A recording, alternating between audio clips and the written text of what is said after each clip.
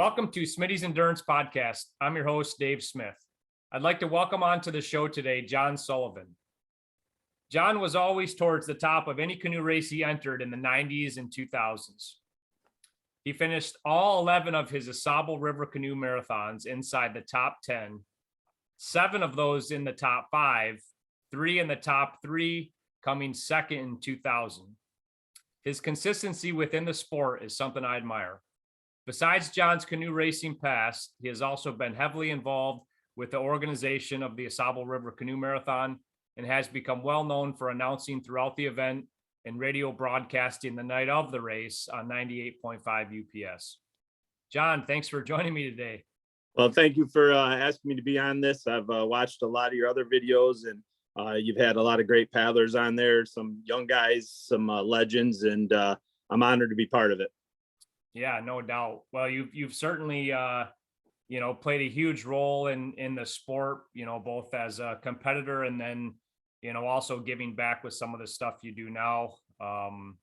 Not to say that you're necessarily done racing. That's something I'd like to talk about. But so, John, if you would maybe just take us back a bit and talk to us a bit about, your family, your upbringing, where you grew up, that sort of thing.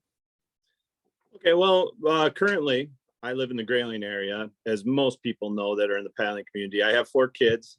My wife, Cheryl, has always been my feeder for the marathon, and my kids are involved in stuff, and we have softball players and that type of thing. So, we live in this area. I grew up in Roscommon, went to high school in Roscommon, and really that is when I started to get into canoeing, because my parents owned Campbell's Canoe Livery, which, if you're familiar with the start of the Roscommon race, it's the one across the street, not across the river from the Wallace Park where it starts. So I grew up in Roscommon by the river ever since I can remember. So the Ausable River has always been in my life. That's just a consistent thing throughout.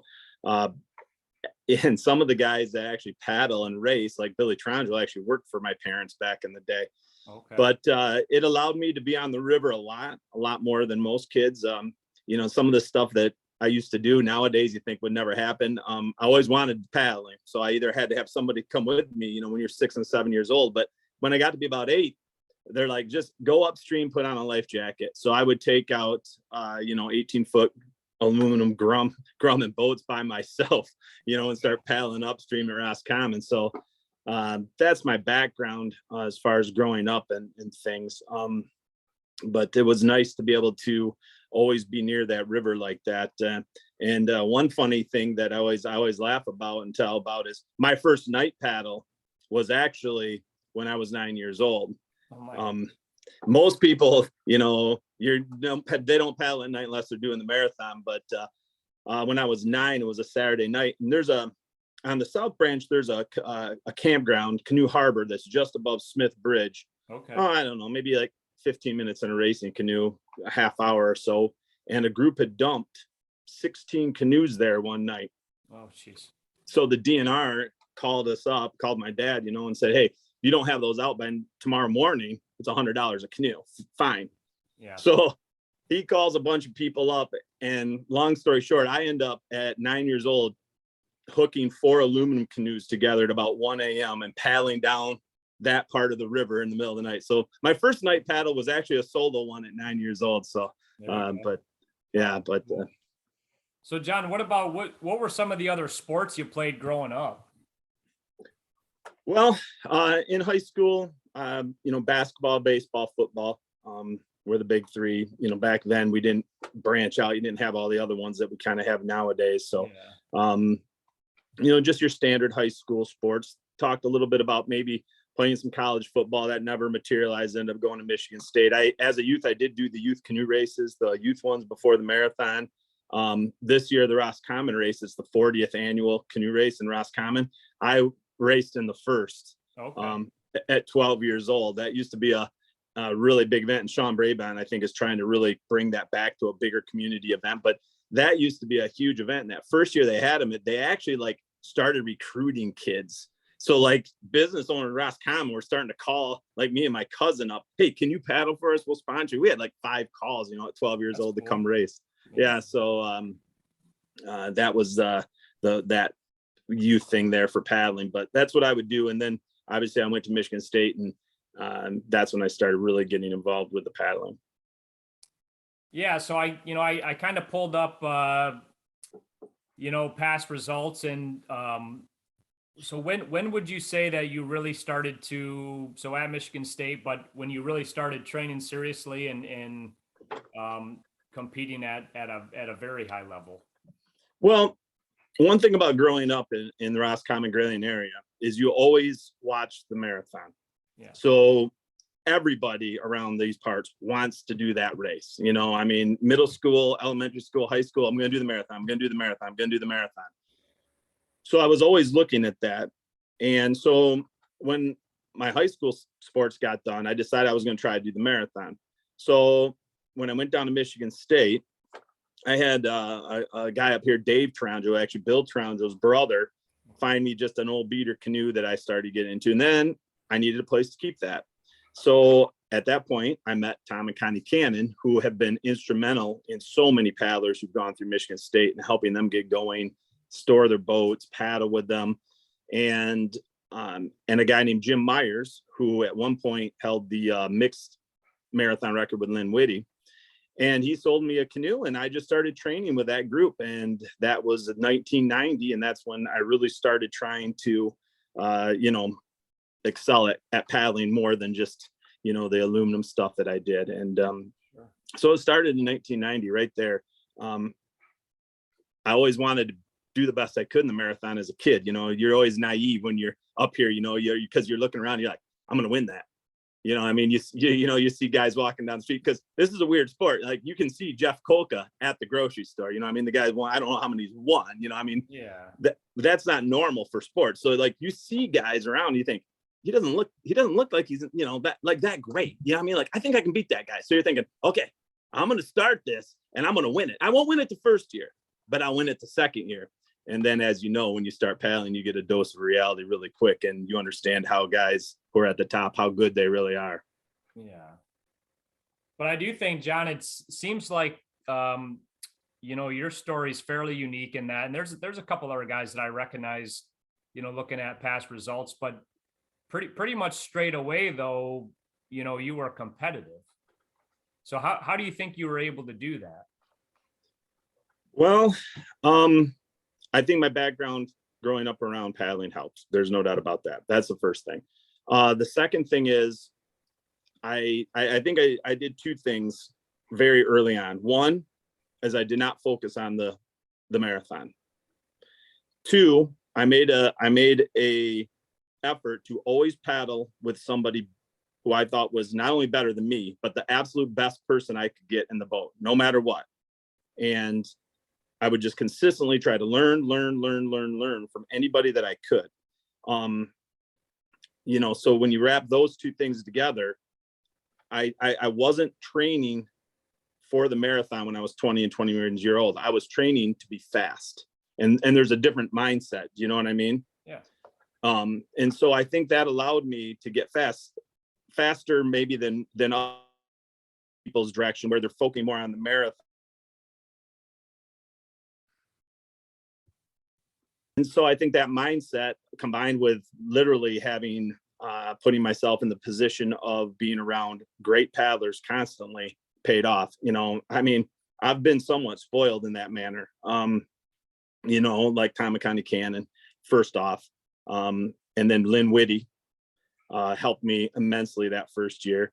And then I would always ask guys to race who were a little bit better, and sometimes a lot better. And the worst they could tell you was no. And so by the time I got done with my first year of paddling, that second year, I had a guy named Rick Joy ask me to paddle a lot of races. Yeah, I've heard that name. Yeah. And, most guys don't fall into that type of thing. And I paddled a lot of races, Rick, for the next couple of years. And, when you're paddling with a guy of that caliber, you get fast, as well as surrounding yourself with other people. Bruce Barton, Roxanne Barton, for instance, because I was at Michigan State and they're at Homer, we were doing a lot of paddling down there. And again, I would just try to listen and learn everything I could. Awesome. So, John, I just want to jump switch directions a little bit. If you had to pick one of your marathons that sticks out more than the others, in your mind, would you be able to pick one? I mean, would it be that second place in 2000 or? That's, and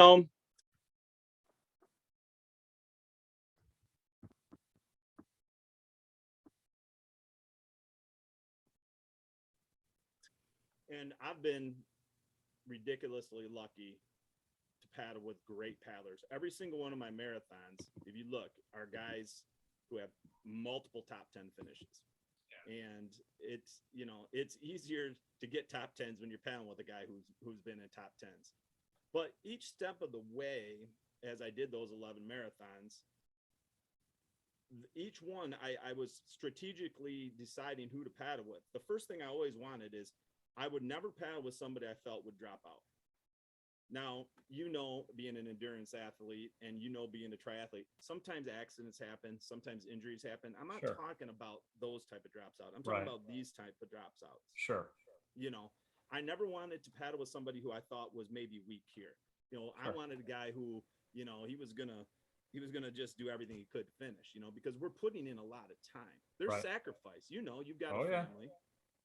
And so the first thing is to find a person like that. And then I was trying to find people who complemented what I was bringing. So for instance, like he asked me what the one stands out, and it would, the second place finished one was great. It was, but everyone has something. The first one I did with a guy named Kerry Bush out of Wisconsin, just a perfect person for me at that time. I'm 23, at 23-year-olds, you're kind of, a little wild, and I remember I got Kerry because he was an older guy. He was, not tons older. He was in his maybe mid to late 30s, but he was calm. Sure. And, just a quick thing. We're up above, it just starts at the start of the marathon. It's my first marathon, all jazzed up. We are at that little grassy cut just above Rayburn's, and we're coming in that cut with another boat, and it's Doug Mago and Brian Krantz. Okay. And they're trying to get in there before we are. And we're starting to do this, and I'm losing my cool. I'm like, he's like, stop. Kerry, stop paddling.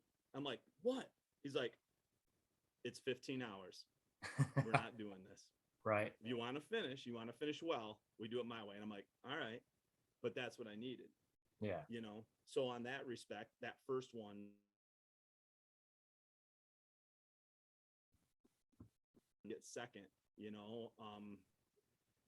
I got to paddle with Steve Watson, one of my best friends, godfather to his children. He's the godfather to my children, so and then I get to paddle with Bill Taranjo, who was, Roscommon guy, and Ted Kolka, who's, just an awesome paddler. So when I think about like what's the best marathon, what's my favorite marathon, I just, every one of them has something that is meaningful to me. They all have their stories, and they all have their moments. Oh, and I paddled one more with Corey Van Loon that was in there, but and another great paddle. I've been lucky, I have been lucky. And in most marathons, I'll tell you this, I don't think I've ever paddled with anybody that wasn't better than I was. Okay. You know what I mean? Sure. That's it. That's awesome. Every person I paddled with was better than I was. Wow. That's pretty cool. And that's tough to find, but they've all been good. Louis Bertium he was a great guy to paddle with, but the thing with Louis, I called Louis up, and this was our first year we raced was 97, and I needed a translator. Okay. Because Louis from Quebec. Sure. And he doesn't speak English. Okay. And I don't speak French, and my French is better now, which is kind of odd because I'm not paddling, but he actually, came out, and we did that race 4 times, barely being able to communicate at times. As it went, we ended up getting better communication and stuff. But that first one, he comes out, and here's a guy I've never paddled with, and within 10 seconds in a boat, you're going to go. That's crazy. And so, that number 2 with Louis that was special for sure. For sure. Yeah. So John, from when you started to where the sport's at now, do you feel that it's changed much, or if it has, what would be maybe one or two things that you've noticed that's been different from when you started in the sport? Well, I don't know if canoe racing has changed a whole lot. I think there were a couple of things that I've always felt that have benefited paddling, the canoe race world. Okay. The very first was back in 1993. A group of 4 guys got together: John Shervin, Phil Weiler, Joe Wakely, and Steve Southern. They got together and they said, right now in the marathon, you can only use, actually 92. You can only use one kind of boat, basically, a hassle boat. Up until 92, that was the only boat you could use in the race. So they got together and said, let's open that up to allow a V boat, which was being the V boat design was being raced around the country. That's going to allow us to bring in other people to this sport. Okay. Mm-hmm. So that changed the marathon. And then I think thus changed paddling too. Okay. Because that started opening it up to where you didn't have to have that specialized boat. Anybody could get a boat that would work in the race. Mm. The other thing that I really think made a difference, and this is just my theory, but I think adventure racing that got really popular back in the late 90s, mid 90s, if you remember that, where guys, was on TV and stuff. Sure. I think that adventure racing, where people were doing the extreme sports, started a lot. People were starting to look around for some more extreme sports to try. And so, right. When it went to there, the marathon from 92, I think in 92, it had something maybe like 30, 35 boats. 93, it may have been 45. And what did we have last year? 90 boats. So yeah. It doubled on those two things. Sure. There's been some smaller changes there, but I think those were the big changes that have allowed paddling. But as far as just the racing portion of it goes, I don't think a whole lot has changed. You have to train. Yeah. And the equipment, I don't think has gotten really a ton better. I mean, there's a few more boat designs than there used to be, but the big thing was being accessible to more people. There's only ever going to be in the canoe, like for the marathon, for instance. And we talk about the marathon a lot because we're from this area, but right. From the marathon, and the reality of the marathon is if there's 5 boats in any one year that can win, that's shocking. Yeah. Right. Sure. All right. So that means, like last year, there was 90 boats, and I can't remember that. That means 85 boats are in that race with no chance to win. Yeah. And then if you're looking at even like the top 10, how many boats in there are really have a chance at the top 10? Maybe 15, maybe. Sure. So now you're talking there's 65 boats that are there to accomplish a goal, which is still a great goal. Yeah. But that wasn't like that 30 years ago, 40 years ago. You know what I mean? Yeah. So I think that's changed. No, I recognize that in probably triathlon more than, say just running races, for example, or like when I first started 17 years ago doing triathlon, it seemed like people who entered those, were maybe come from a background where they could jump in and be pretty competitive right away. Whereas now, someone might just jump in on a Saturday if there's a local triathlon and give it a shot. Whereas that certainly doesn't happen in canoe racing, but I kind of see where you're going. Like there's probably back when you started out, it seems like pretty much everyone who entered was pretty serious about the sport. And I think they are serious still, even those people who finished towards the end of the marathon. But there might be some people doing the marathon earlier, like you mentioned. I mean, Ben and I did that. We jumped right in rather than, doing some racing before that and getting fast before we jumped into it. Right. Now, don't you feel that like running races have become more accessible to everybody versus 100%. Yeah. I mean, if in the summer, geez, even in Northern Michigan, you can jump in a local 5K almost every weekend, Right. So whereas, yeah, probably 30 years ago, geez, you might have a couple of summer. So just kind of a which, at the end of the day, if people are getting out and, exercising, that's certainly a good thing, Yeah. And it gives them a goal in life too. Right. I mean, totally. I think there's a book out there about, even when you finish last, it's still a finish. Right. And sure. And that's like the 5K, idea. I'm sure, like I'm not a great runner. I know you're a great runner. So you're out there running, 5Ks fast, but there's, somebody that's, 30 minutes behind you, you know what I mean? And it's that opening to that to where they have some success has been a good thing. Sure, no doubt.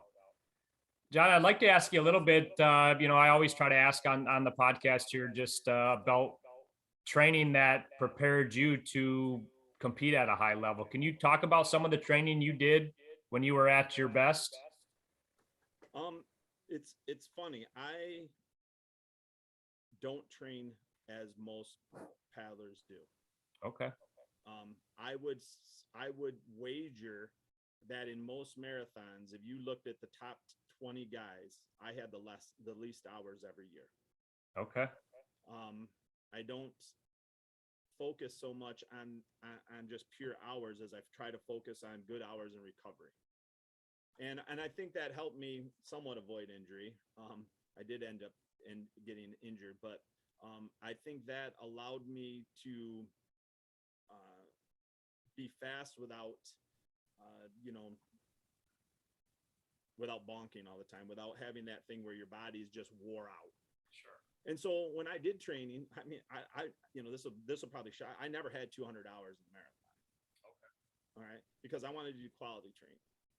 You know what I mean? Like, I always figured, what am I accomplishing after 4 hours from a physical standpoint?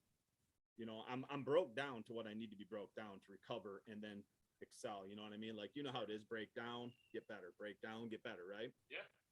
And so at 4.5 hours, I was always figuring I was wasting my time.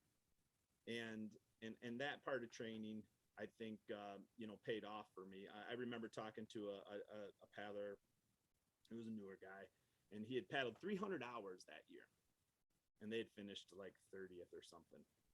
And, I was talking to him, he's like, yeah, I guess it's 400 hours next year. And I thought to myself, 400 hours at 30th place paddling ability is no different than 300 hours at 30th place paddling ability, right? Sure. You'd be better to get 150 hours paddling next to somebody like Butch Stockton, Jeff Kolka, Jimmy Harwood, Ted Kolka, and now the new guys, Mike Davis, Weston Willoughby, any of those guys, you know what I mean? You'd be better off trying to get 150 hours with somebody as good as you can get versus 400 hours paddling at that level of ability. You know what I mean? The more hours they don't just automatically translate into better situations, better finishes. You have to have the ability to paddle. And, listen, canoe, this, canoe racing is a funny deal. And what I mean by that is there are so many variables to paddling that I think that transcends any sport. I was thinking about it today, maybe a little bit skiing, but like, you look at like NASCAR, they've got a track, they've got the heat, they've got the wheels. You got like, even like, like running, you're going to run a 5K. You might be running on some cement. You might be running on a trail. Paddling, what is the bottom made of? How deep is the river? What is the current doing? What is the wind doing? And you haven't even tried to do any of the technique of paddling yet.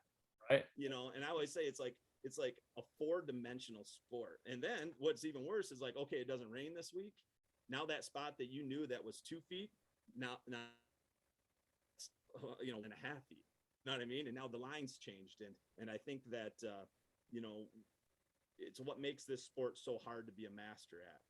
Guys like I always go back to like, Jeff Kolka and Butch Stockton, Teddy and that, but like Ryan Halstead and stuff. And I haven't paddled next to a lot of these new guys, so I don't mention them as much as because I don't know them as well. But, Butch, for instance, he knew that river so well. And every corner was precise to the, not only the corner, precise to the depth of the water, precise to everything. And if something changed, he knew how to change it. And it's so hard for, people to beat that level of paddler because of the expertise. So when a young guy comes in who's like, stud, really great shape and stuff, you think, oh, he's going to kill everybody. And then, some 65-year-old dude beats him by 15 minutes. You know what I mean? You're like, and then the guy's friends are like, what happened? That old man beat you. Like, that old man's good. Right? Oh, yeah.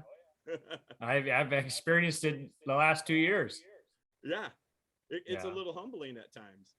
No, I love that part of the sport though. And I actually really enjoy those variables that you're talking about, because I think it adds a different challenge that, even if you paddle the same stretch a ton in training, it's still variable and not the same in a way too, because it's always changing, like you said. Yeah. Well, and that goes back to the learning factor too.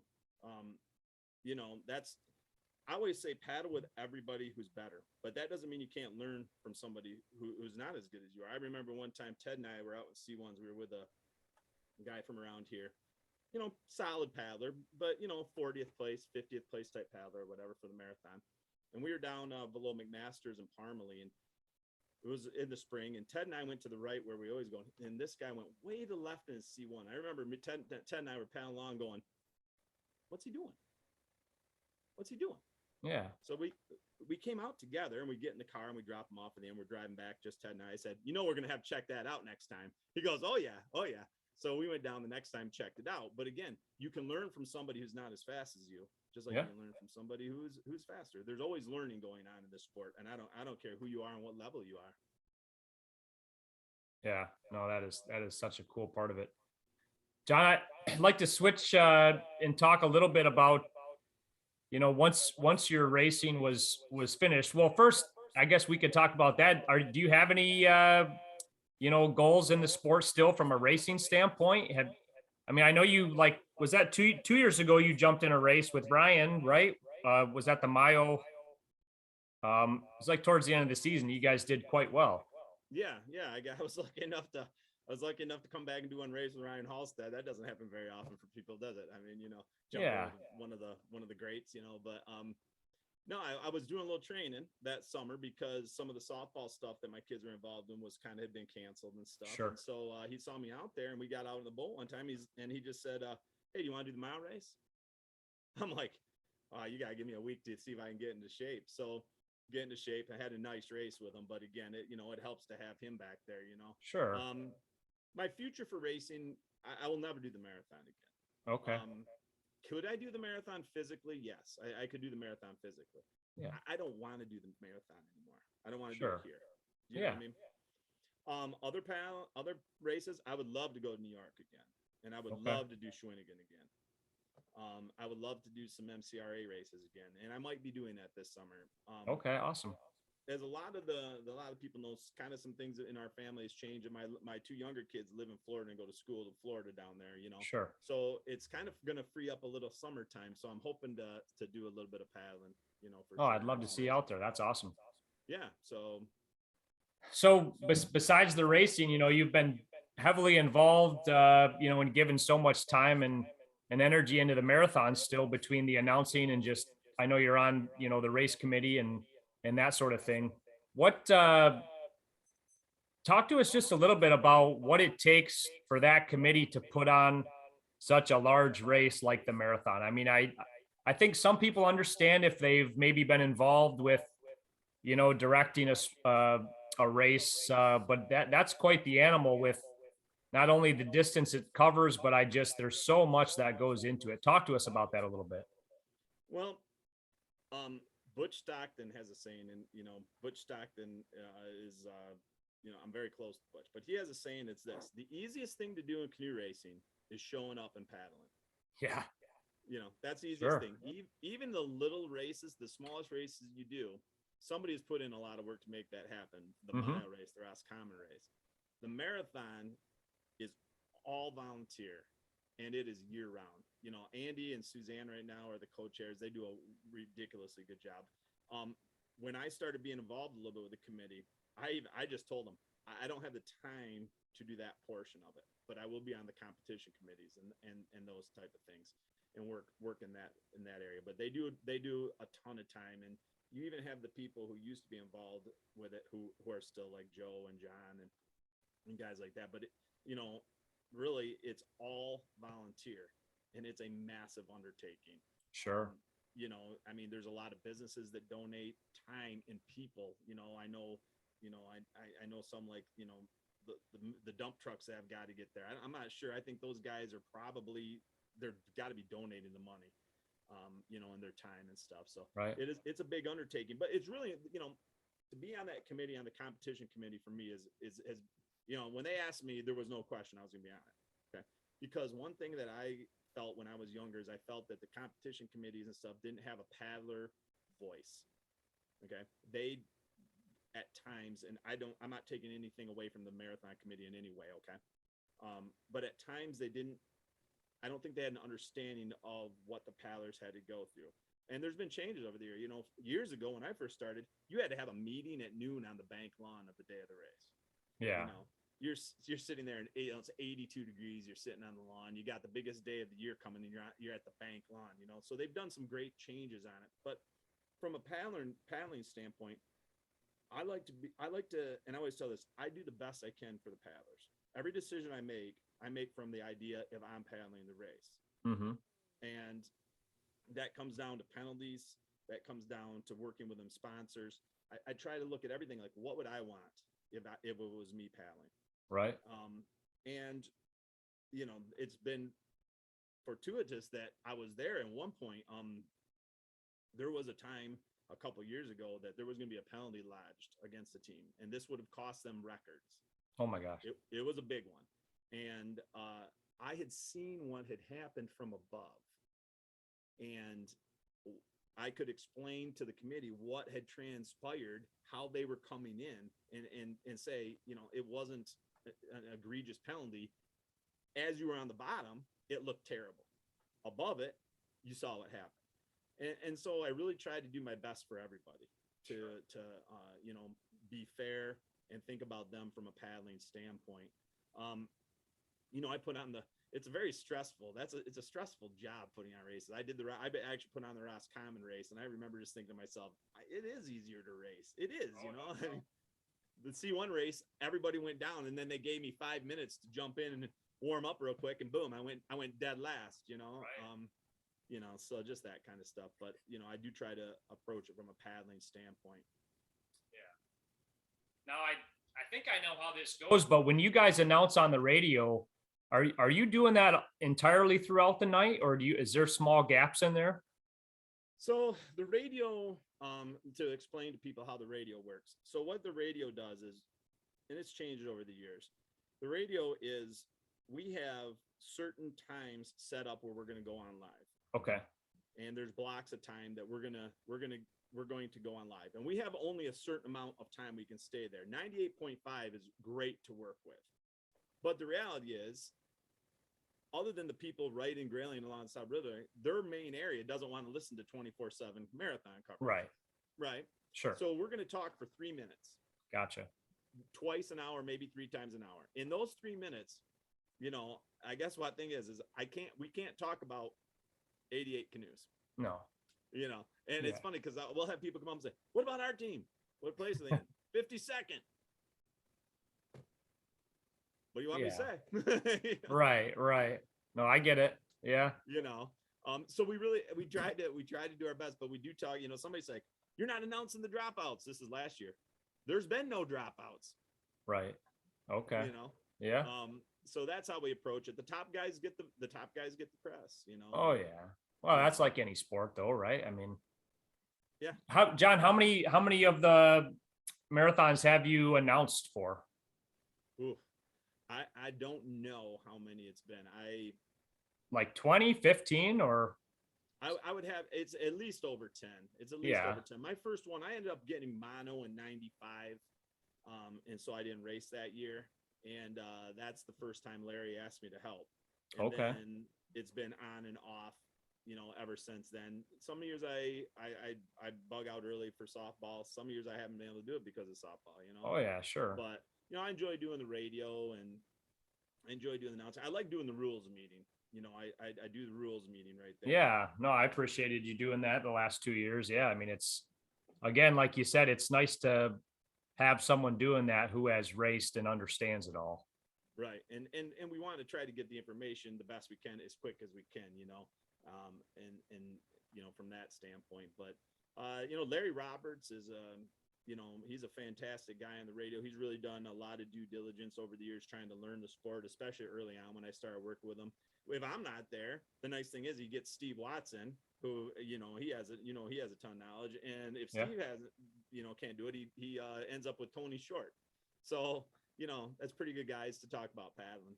Yeah, no doubt. Absolutely. So John, moving forward with the sport, where do you see the future of canoe racing? I mean, do you think it's going to change much? Do you think it should change? Any suggestions maybe for, I typically ask, like, what could we do as a paddling community to maybe get more people into the sport? Well, so I think there's two portions to your question. So let me go with the second portion, okay? To give the sport some more visibility in younger kids, I think that does happen. Like, for instance, your podcast is great. Sure. There is they have that group that does the canoe podcast, like Ryan Matthews is involved Yeah. with that. That's awesome. I think right now Oscoda is getting some sort of, every week they have boats, because I know that some of the boats I had are over there now, for the kids to come in and do those at night, or people who want to paddle. Right. So there's a lot of things I think that we're seeing, within our community that does it. Here's what the great thing about paddling is if you want to paddle with somebody, or you want knowledge from somebody, you can call them up in this sport. And I'm not sure if people totally realize that, but like, let's say, if you want to go talk to Jordan Wakely, you go down to where Jordan Wakely works and talk to him. I don't know if Jordan Wakely is going to tell you anything, but 99% of the people in this sport will tell you everything they know. Right.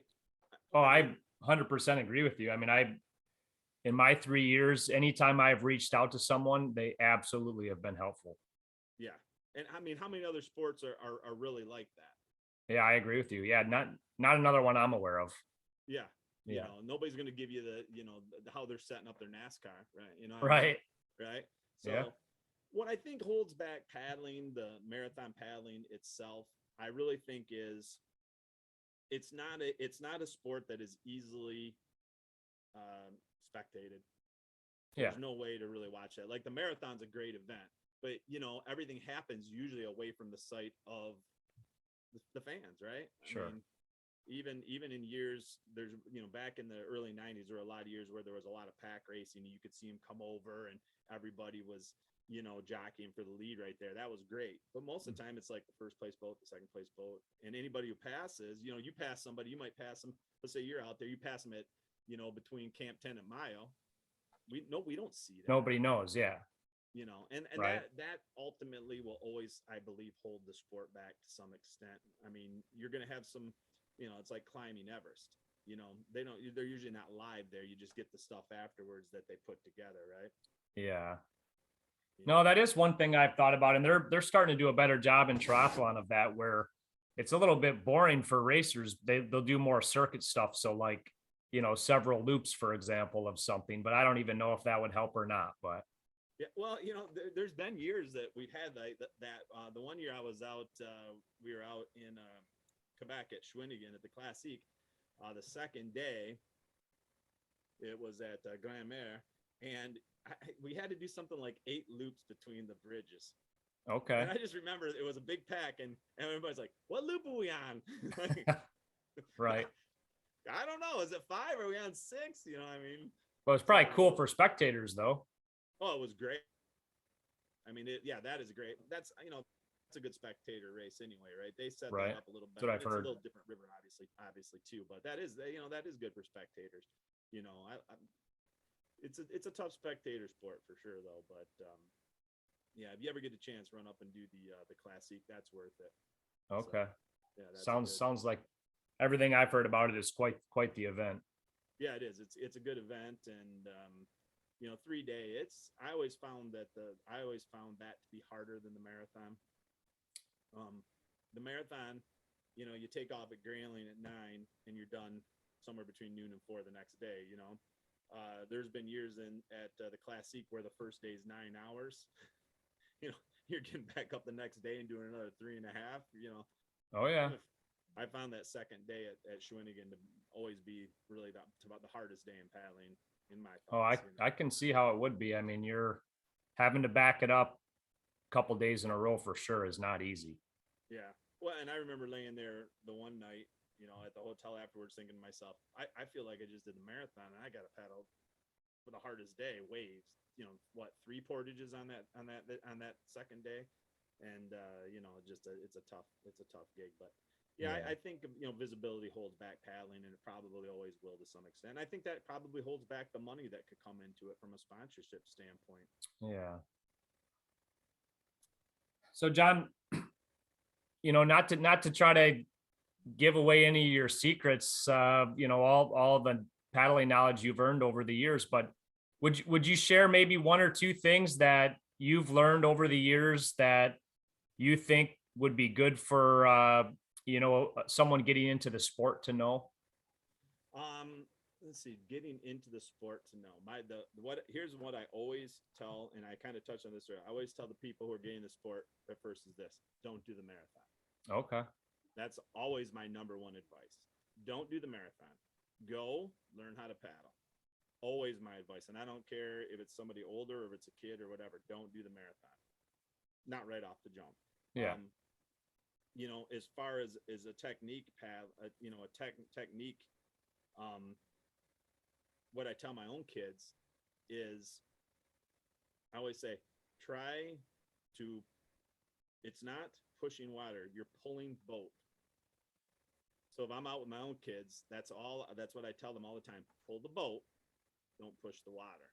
Pull the boat, pull the boat, pull the boat. They get a little tired of it, when I'm out with, hearing that. But again, anybody can call up anybody and ask them. I had, it's kind of funny you asked that. It reminds me of a time. He ended up paddling a couple marathons, but this guy asked me, this was off season. He started talking paddling with me.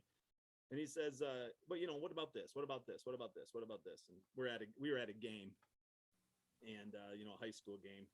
And I told him, I answered 1 hour of questions, everything he wanted. Wow. And we get all done. I have to get going. I said, well, I got to get going. He says, hey, you're not going to tell me? I said, tell you what. He's like, what's the secret? I just told you an hour's worth of secrets, man. Right. There is no one secret. There's not one. Yeah. There is no secret, and I think when you realize that, that you really realize the multifacetedness of the sport. And, I think that's it though. But pull boat, don't do the marathon. There you go. Well, thanks.